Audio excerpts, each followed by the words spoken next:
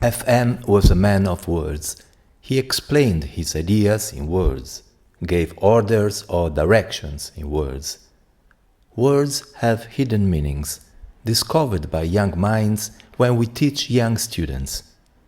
They enjoy playing with words, and so can we when we teach them the technique. Hello, my name is Alessandro and I teach the Alexander technique.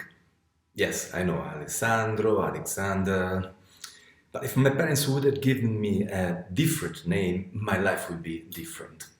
But can you imagine if Alexander's first name was Alexander instead of Frederick Matthias? What's your name? Alexander. And your surname? Alexander. Alexander. A repetitive name. Repetition makes a habit. And habit is really something. It's not just a bit. A habit with no H. A H-less habit. Do you remember when Alexander was gasping? A reversed H. Habit's original meaning, one of them, was dress. Yes, habit as a dress. You go to the wardrobe and you open and you choose a habit. Just a habit for every occasion, just like a dress.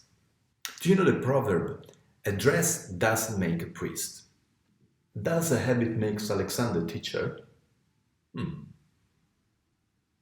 So a habit doesn't make you what you are, but only what you appear to be. And you don't want to just to appear. You want to be, or not to be. The question is the quest on or is the quest off? Which habit do you want to inhabit? Where do you want to dwell? What do you want to do well?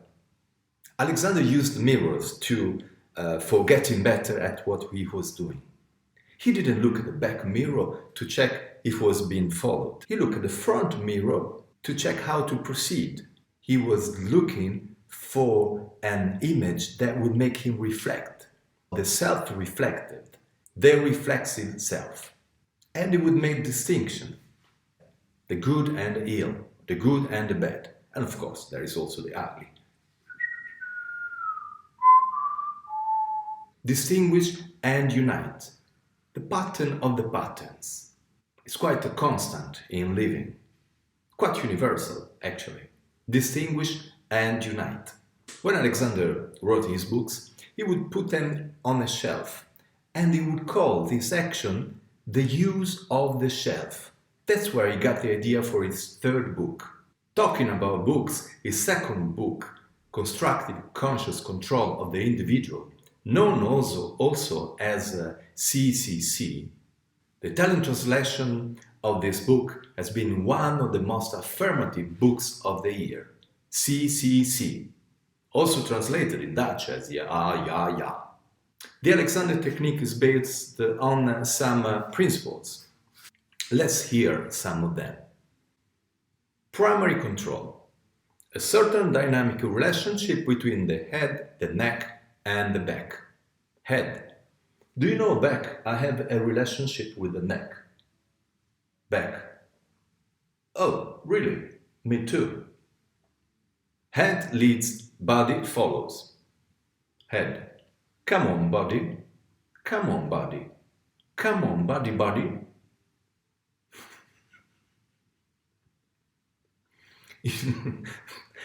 Use effects functioning.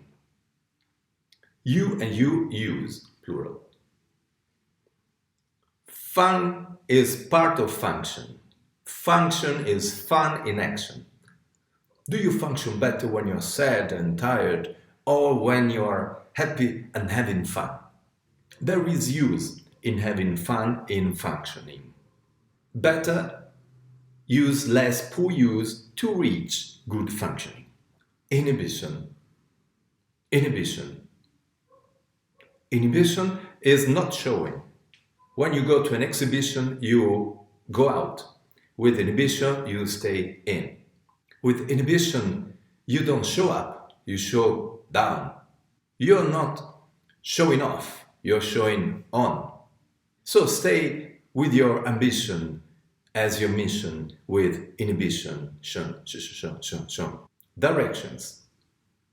Excuse me, how do I go from here to where I want to be? Oh, yes. You wait for the green light till your neck is free, then you follow the direction of your head going forward and up. And then, while lengthening and widening on the back, you follow the direction of your knees, and there you are. The whole self. There's a hole in yourself. You probably haven't seen it before. It's just there, between your and self, between you and you. Double U. By putting a W before the whole becomes a whole. I'd like to conclude with an Alessandro paraphrase. Be aware of the spoken words, because you might hear what the words have to say to you. Thank you very much for your attention.